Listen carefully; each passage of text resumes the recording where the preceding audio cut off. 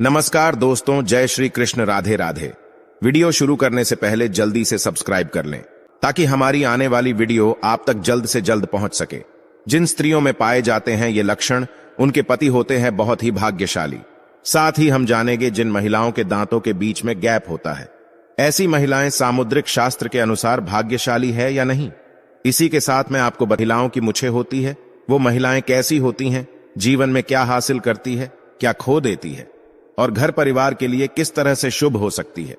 तो पूरी जानकारी के लिए वीडियो को अंत तक जरूर देखिएगा। दोस्तों, सच्ची श्रद्धा से कमेंट्स में जरूर लिखें हर हर महादेव, राधे राधे। दोस्तों, किसी भी परिवार की खुशहाली मुख्यतः उस घर की महिला पर ही निर्भर करती है। महिलाएं घर की जरूरत होती हैं और इनके बिना कोई भी घर नहीं रहता। महिलाओं से ही घर में रौनक और शोभा होती है। विवाह एक ऐसा बंधन है जिसमें स्त्री और पुरुष 7 जन्मों के धागे में बंध जाते हैं। विवाह के पहले स्त्री और पुरुष के मन में अपने जीवन साथी को लेकर कई सारी कल्पनाएं और अपेक्षाएं आती है। तो दोस्तों, चलते हैं और सुनते हैं गुरुजी से कि वो क्या कहते हैं इसके बारे।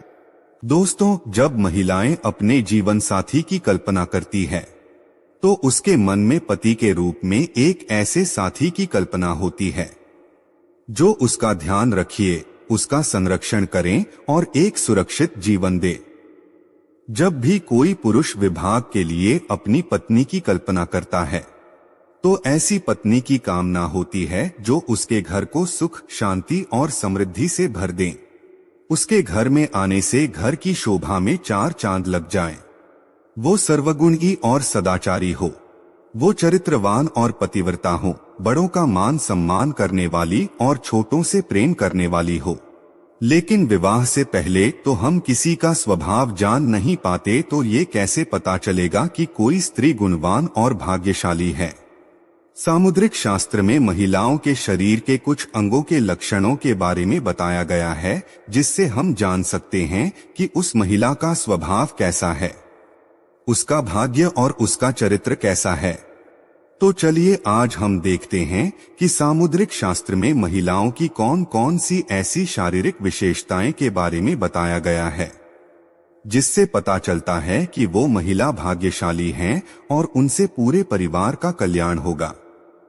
तो चलिए जानते हैं, लेकिन दोस्तों से पहले आपसे रिक्वेस्ट है कि वीडियो को लाइक करें, अपने दोस्तों के साथ शेयर करें। अगर आपने अभी तक चैनल को सब्सक्राइब नहीं किया तो सब्सक्राइब करके बेल आइकॉन जरूर प्रेस करें। पहली बात, लंबे बाल। जिन महिलाओं के बाल लंबे, घने, सीधे और लहरदार होते हैं, ऐसी महिलाएं ज्यादा भाग्यशाली होती हैं। आपने कई बार मां लक्ष्मी के चित्र व मूर्तियों में उनके बाल देखे होंगे। काफी लंबे, काले और घने होते हैं। काले, घने और लंबे बाल सुख, समृद्धि और ऐश्वर्य के प्रतीक हैं। इसीलिए जिन महिलाओं के बाल लंबे और घने होते हैं, उन्हें जीवन में सुख और ऐश्वर्य मिलता है। दोस्तों, ऐसी स्त्री से विवाह करने वाले पुरुष जीवन में सदा तरक्की करते हैं। दूसरी बात, गोल चेहरा, बड़ी बड़ी और चमकदार आंखों वाली महिलाओं को अत्यंत दयालु स्वभाव का माना जाता है। ऐसी महिलाएं अपने पति के प्रति वफादार होती है। इसके साथ ही ये महिलाएं जिस घर में विवाह करके जाती है, उस घर में कभी भी क्लेश का वातावरण नहीं बनता और इनके आगमन से परिवार का भाग्य भी चमक जाता है। तीसरी बात, जिन महिलाओं का माथा चौड़ा होता है, माथे की त्वचा स्निग्ध और चमकदार होती है, ऐसी महिलाएं उत्तम भाग्य वाली मानी गई है और अपने परिवार का कल्याण करने वाली होती है। चौथी बात, जिन महिलाओं की नाक के पृष्ठ भाग पर तिल होता है, ऐसी महिलाएं भाग्यशाली होती है और सुख समृद्धि से भरपूर जीवन जीती हैं। इन महिलाओं के कारण उनके दोनों कुलों में सुख समृद्धि आती है।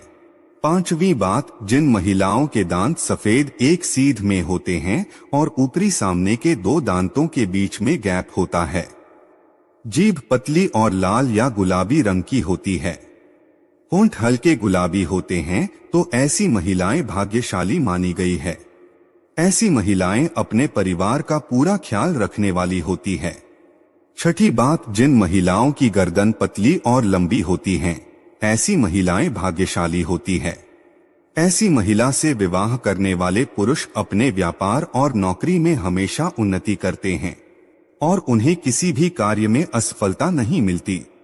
7वीं बात, जिन महिलाओं के कंधे आगे की ओर झुके हुए होते हैं, बाजुएं लंबी होती है, हथेलियां चिकनी और गुलाबी और मसल होती है, हथेलियों पर शंख, चक्र या त्रिशूल जैसा कोई भी शुभ चिन्ह होता है, उंगलियां लंबी और सुंदर होती हैं। ऐसी महिलाओं के हाथों से ही उनका सौभाग्य झलकता है। ये महिलाएं धन को समझदारी से खर्च करती है, धन का संचय करती है और पति का हर परिस्थिति में साथ देने वाली होती है। 8वीं बात, जिन महिलाओं के पैर लंबे होते हैं, जिनकी जांघ मसल होती है, पैरों के तलवे स्वच्छ, सपाट, चिकनी और पंजे सुंदर होते हैं, पैरों की उंगलियां पास पास होती है, एड़ियां गोल, चिकनी और नरम होती है। ऐसी महिलाएं साक्षात मां लक्ष्मी का रूप मानी जाती है, क्योंकि पुराने के अनुसार ऐसे पैर मां लक्ष्मी जी के कहे गए हैं। जिन महिलाओं की नाभि गोल, गहरी और बड़ी होती है और नाभि पर या नाभि के आसपास तिल होता है, ऐसी महिलाएं सौभाग्यवती होती हैं, जिनके सौभाग्य से घर में सुख समृद्धि आती है और परिवार का भाग्य उदय होता है। दोस्तों, जिन स्त्री के अंगूठे पर अर्धचंद्रकार बनता है, ऐसी महिलाएं भी बेहद शुभ मानी जाती है। दोस्तों, शरीर पर कई जगह जन्मजात दिल होते हैं। कई लोग खूबसूरत दिखने के लिए तिल बना भी लेते हैं। आपको बता दें कि कई तिल समय के साथ बड़े छोटे भी होते रहते हैं। ज्योतिष शास्त्र के अनुसार शरीर पर का होना विशेष महत्व रखता है। शास्त्रों के अनुसार तिल आपकी किस्मत को बदलने की शक्ति रखता है। शरीर के कुछ खास हिस्सों पर तल का होना शुभ संकेत देने का काम करता है। महिलाओं के शरीर के कुछ हिस्सों पर तिल का होना बेहद शुभ माना जाता है। तो चलिए जानते हैं कि महिलाओं के किस अंग पर तिल का होना शुभ माना जाता है। दोस्तों, नंबर 1, सर पर तिल होना। ज्योतिष शास्त्र के अनुसार माथे पर तिल होने से आत्मविश्वास और जीवन में सफलता प्राप्त होती है। अगर किसी महिला के सिर के मध्य रेखा पर तिल हो तो इससे महिला के उच्च यात्रा की संभावना बनती है। महिला के माथे पर तिल होने से उनमें आत्मविश्वास तेज होता है। नंबर 2, गर्दन पर तिल होना। शास्त्रों के अनुसार स्त्री के गले पर तिल का होना धैर्य और बुद्धि का संकेत देता है। ऐसी महिलाएं बेहद चालाक और अपने सपनों को प्राप्त करने के लिए जीवन में कड़ी मेहनत करने वाली होती हैं। ऐसी महिलाएं अक्सर अपने जीवन में ऊंचाइयों को प्राप्त करती है। नंबर 3, कमर पर तिल होना। ज्योतिष शास्त्र के अनुसार महिलाओं के कमर पर तिल होने का संकेत धन और प्रचुरता का संकेत है। कमर पर तिल का मतलब है कि व्यक्ति को लंबे समय तक अध्ययन करने से महान अवसर प्राप्त हो सकते हैं। ऐसी महिलाएं जीवन में सफलता प्राप्त करती है। नंबर 4, बोहो पर तिल होना। दोस्तों, शास्त्रों के अनुसार जिन महिलाओं की बहू के बीच में तिल होता है, ऐसी महिलाएं बेहद भाग्यशाली होती है। उन्हें धन और समृद्धि का आशीर्वाद मिलता है। ज्योतिष शास्त्र के अनुसार जिन महिलाओं की बाईं या दाईं बाह पर तिल होता है, ऐसी महिलाओं को जीवन में कठिनाइयों का सामना नहीं करना पड़ता। नंबर 5, टुंडी पर तिल होना। दोस्तों, शास्त्रों के अनुसार जिन महिलाओं की ठुड्डी पर तिल होता है, ऐसी महिलाएं जीवन में सुख और आनंद का भोग करती है। नंबर 6, कंधे पर तिल होना। जिन महिलाओं के कंधे पर तिल होता है, वह सभी सुख सुविधाओं के साथ अपना जीवन व्यतीत करती हैं। ऐसी महिलाएं स्वभाव से विनम्र होती है, हमेशा समाज और जरूरतमंद लोगों का कल्याण के बारे में ही सोचती है। नंबर 7, पैर के पंजे पर तिल होना। जिन महिलाओं के दाहिने पैर पर तिल होता है, वो बुद्धिमान और जीवन में सफलता प्राप्त करती हैं। ऐसी महिलाएं उच्च शिक्षा प्राप्त करती है। शास्त्रों के अनुसार महिलाओं के दाएं पैर पर होने से जीवन में परंपरागत दृष्टिकोण बना रहता है। दोस्तों, सामुद्रिक शास्त्र में शरीर के बारे में यहाँ तक कि बालों को लेकर भी कई खुलासे किए गए हैं। तो चलिए अब बात करते हैं उन महिलाओं के बारे में जिनके चेहरे पर होठों के ऊपरी हिस्से पर बाल होते हैं, जिसे पुरुष की भाषा में मूंछ कहा जाता है। तो चलिए अब बात करते हैं कि जिस महिला के होंठ के ऊपरी हिस्से पर बाल होते हैं, उसका स्वभाव कैसा होता है, क्या ये लोग अच्छे होते हैं या बुरे, इनके पास पैसा आएगा या नहीं।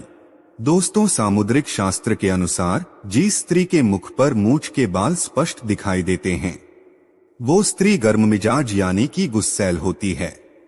ऐसी महिलाएं सिर्फ अपनी बात मनवाने वाली और पति पर हुक्म चलाने में माहिर होती है। कभी कभी इनका स्वभाव बहुत क्रूर हो जाता है। अपनी बात मनवाने के लिए ये किसी भी हद तक जा सकती है। ऐसे में ऐसी स्त्री पूरे परिवार को अपने तरीके से चलाती है। कोई भी इनकी बात ना माने तो ये बहुत जल्द गुस्सा हो जाती है।